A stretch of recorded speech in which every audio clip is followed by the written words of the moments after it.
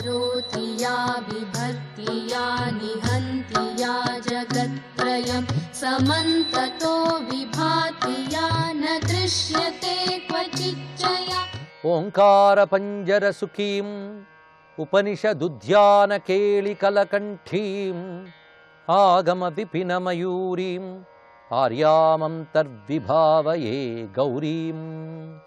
शिवाय गुरवे नमः। श्रीमात्रे नमः। श्री विष्णुरूपाय नमः शिवाय।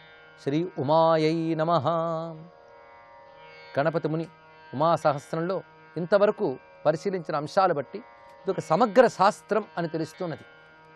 ఒకవైపు యోగ శాస్త్రాన్ని, మరొక వైపు యజ్ఞ విశేషాల్ని, ఇంకొక వైపు భక్తిని, ఉపాసనని, మంత్ర విశేషాల్ని అన్నిటినీ కలబోస్తూ విశ్వ విజ్ఞాన రహస్యాలతో పాటు మన లోపల ఉన్న చిచ్చక్తి విలాసాలను కూడా సమన్వయిస్తూ చెప్తున్న ఒక అద్భుత గ్రంథం, అసాధారణమైన గ్రంథం ఉమా సహస్రం.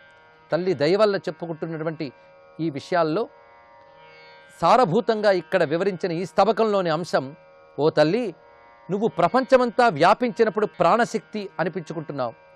సూర్యుని యందు తేజస్వరూపంతో ఉన్నావు. చంద్రుడు మనస్సుగా కలిగి ఉన్నావు. కనుక అమ్మవారికి వ్యాపకత్వమే ప్రాణము, సూర్యుడే నేత్రము, చంద్రుడే మనస్సు. ఇది బ్రహ్మాండ శరీరిని అయినటువంటి అమ్మవారి యొక్క స్వరూపం. ఆ మూడింటి రూపముతో ఉన్నటువంటి సర్వోన్నత తత్వము నాకు సహస్రార కమలంలో అనుభవానికి వస్తున్నది అన్నారు ఇక్కడ. అంటే సహస్రార కమలంలో యోగికి అనుభవానికి వచ్చేటువంటి విషయం ఏది? సర్వవ్యాపకమైన ఈశ్వర శక్తియే అనుభవానికి వస్తున్నది. అందుకో తల్లి, అటువంటి నీకు, నా సహస్రార కమలంలో ప్రవేశించిన నీకు స్వాగతం స్వాగతం స్వాగతం. ఇది కుండల్ని జాగరణ చెంది అంతర్యాగ సిద్ధి పొందినటువంటి మహాత్ముడు అనుభూతిపూర్వకమైన సమాధిలోంచి పలుకుతున్న శ్లోకములు. అందుకే ఇది బాహ్యమైన పొగడ్తలు స్తోత్రాలుగా కాకుండా ఒక మహర్షి దివ్య సమాధిలో దర్శించి పలికే భావాలు ఇవన్నీ కూడా. అందుకే ఒకానొక పక్వత కలిగిన మనస్సుకు మాత్రమే అవగతమయ్యే అంశాలు ఇవి, సామాన్యములు కావు. ఇది కేవలం అమ్మవారి యొక్క లీలల్ని, రూపాల్ని, మహిమల్ని చెప్పేటువంటి విషయములుగా కాకుండా అంతర్యాగ విధానాన్ని చూపిస్తున్నారు. దీన్ని బట్టి ఉమాశాస్త్రంలో ఒకవైపు సామాన్యులకు కూడా ఆనందం కలిగించేటువంటి రూపవైభవాలు, మంత్రమహిమలు, లీలలు అన్నీ కనబడుతుంటాయి. మరొక వైపు సాధకులకు మాత్రమే అర్థమయ్యేటువంటి ఉపాసనా రహస్యాలు కనబడుతున్నాయి, అంతర్యాగ విశేషాలు కనబడుతున్నాయి. ఏమీ లేవు ఉమా సహస్రంలో, అన్నిటినీ సమీకరించి ఇక్కడ చూపిస్తున్నారు. అలా తన సహస్రార కమలంలోకి ప్రవేశించి దివ్యానుభూతిని ప్రసాదించినటువంటి ఆ చిదానందమయి అయిన ఆ తల్లికి స్వాగతం పలుకుతున్నటువంటి శ్లోకములు ఈ స్తబకంలో ఆఖరి శ్లోకములు. స్వాగతం సకల లోకనుతాయై, స్వాగతం భువన రాజ మహిష్యై, స్వాగతం మయి భృశం సదయాయై, స్వాగతం దశశతారమితాయై. దశశతారం అంటే సహస్రార కమలం. అక్కడ ఇతాయై అంటే అక్కడికి చేరినటువంటి తల్లికి స్వాగతం. ఈ తల్లి ఎవరు? సకల లోకనుతాయై, సకల లోకముల చేత నుతింపబడింది. భువనరాజ మహిష్యై, భువనేశ్వరుడైన పరమేశ్వరుని యొక్క పట్టపురాణి. మయి భృశం సదయాయై, నా పట్ల దయ కలిగిన తల్లి.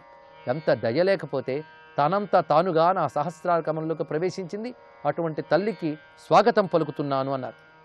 మొత్తం ఈ స్తబకంలో ఉన్న 25 శ్లోకాలు కూడా స్వాగత వృత్తములతో రచింపబడ్డాయి. అంటే ఛందస్సు పేరే స్వాగతం. దానితో ఈ స్వాగత రచన చేయడంలో కొన్ని విశేషాలను పరిశీలించాలి. అందుకే మామూలు శ్లోకములు కావు, మంత్ర సంహితమైనవి. వీటికున్న ఛందస్సు కూడా అంత విశేషం. సత్కవీక్షితి భుజో లలితాభి స్వాగతాభిరనగాభిరిమాభి, స్వాగతం భణితమస్తు భవాన్యై ఖేళనాయ శిరయేతదితాయై. నా శిరస్సులో ఆడుకోవడానికి అమ్మవారికి స్వాగతం పలుకుతూ ఈ స్వాగత వృత్తములతో స్తుతిస్తున్నాను అన్నారు. ఇది చక్కటి మాట. అమ్మవారు ఆడుకుంటున్నట్టు ఎక్కడ? సహస్రార కమలంలో. అదే కైలాస భూమి. ఇది మహాకైలాసం. మహాకైలాస నిలయ మృణాల మృదు దోర్లత అనే భావంలో ఉన్న ఆంతర్యం ఇది.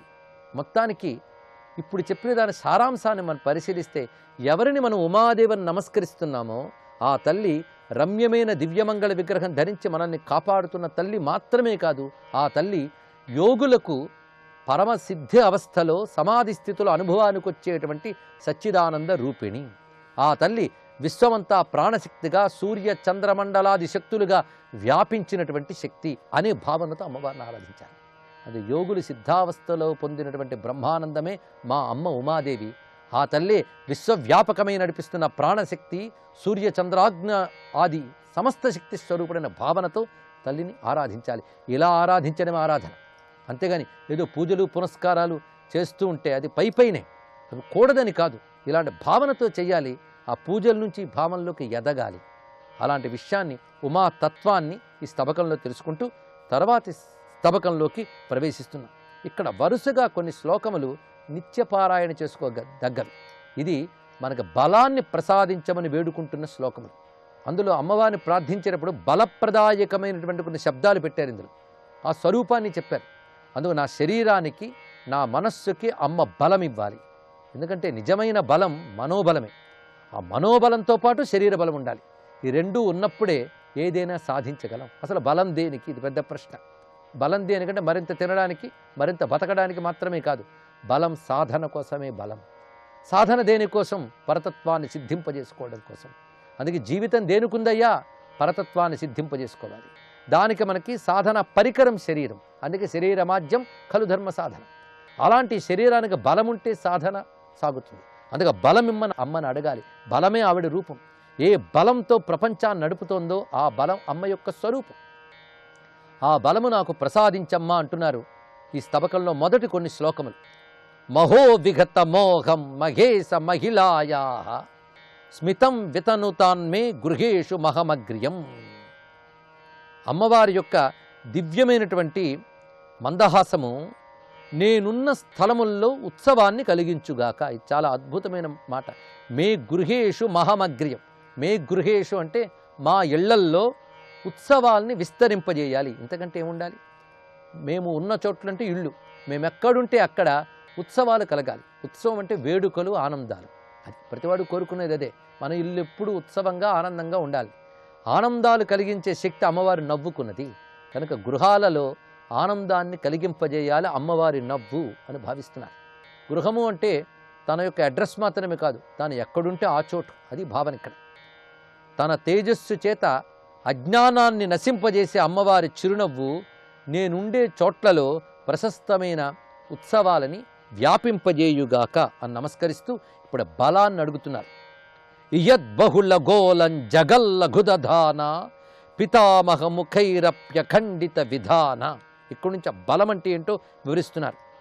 అనేకములైన భువన గోళాలని, ఈ భువనాలతో ఉన్న విశ్వాన్ని అతి తేలిగ్గా నడుపుతున్నటువంటి తల్లి, బ్రహ్మాది దేవతలు కూడా ఎదుర్కొనలేనటువంటి పనులు చేస్తున్న తల్లి. అంటే బ్రహ్మాది దేవతలు మార్చలేరు. అమ్మ పెట్టిన విధానాన్ని, అమ్మవారిచ్చిన శక్తితో బ్రహ్మాది దేవతలు నడుపుతూ ఉంటారు. కానీ మార్చే శక్తి వాళ్ళకు కూడా లేదు. అందుకే బ్రహ్మాండానికి ఒక విధానం ఉన్నది. సూర్యుడు తూర్పును ఉదయించును, ఆయన నుంచి కాంతి వచ్చును, నీరు ప్రవహించును, వాయువు వీచును, కళ్ళు చూచును, కాళ్ళు నడుచును. ఇది ప్రకృతిలో ఉన్నటువంటి ఒకానొక సిస్టమ్. దీన్ని ఎవడు మార్చలేడు. బ్రహ్మదేవుడు కూడా మార్చడానికి వీల్లేదు. అయితే బ్రహ్మదేవుడు పని ఏమిటయ్యా అంటే విధానాన్ని ప్రవర్తింపజేసేవాడు కనుక విధాత. ఆయనకు శక్తి ఇచ్చింది ఆవిడ. ఈ వ్యవస్థను ఏర్పరిచింది. ఈ వ్యవస్థతో సమస్త భువన గోళాల్ని నడుపుతున్నది. కనుకనే ఇంత వ్యవస్థ ఏర్పరిచి అపారమైన భువనాల్ని నడుపుతున్నటువంటి తల్లి బలం ఎలాంటిది? అంత బలస్వరూపిణి నా తల్లి నాకు తగిన బలమును ప్రసాదించుగాక. ఇది మొత్తం కొన్ని శ్లోకములు కలిపి ఒక గుత్తి. ఇక్కడ ఒక్క శ్లోకంతో పూర్తి కాదు. అందుకే ప్రతిదానికి కూడా చిట్ట చివరికి నాకు బలము ప్రసాదించుగాక.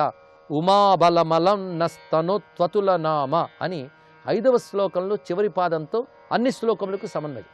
మొదటి చిరునవ్వును విడిచిపెట్టేస్తే తర్వాత 4 శ్లోకములు కూడా కలిపి ఒకటే శ్లోకం కింద భావించాలి. ఇది ఉమాదేవి నాకు తగిన బలాన్నిచ్చుగాక. ఇది తెలుసుకోవాలి, తగిన బలం. ఎందుకంటే నాకు ఎంతో బలం ఇచ్చేయంటే తట్టుకునే శక్తి మనకు ఉండాలి. ఒక కడవలో ఎంత నీరు పడుతుందో అంతే ఇవ్వాలి. అంతేగాని మొత్తం నీరు పోస్తే కడవ ఉంటుందో లేదో సందేహమే. ఒక చిన్న విద్యుత్ పరికరానికి ఎక్కువ విద్యుత్ శక్తి ఇస్తే ఆ పరికరం పేలిపోతుంది. అందుకు తగినంత అన్నారు ఇక్కడ.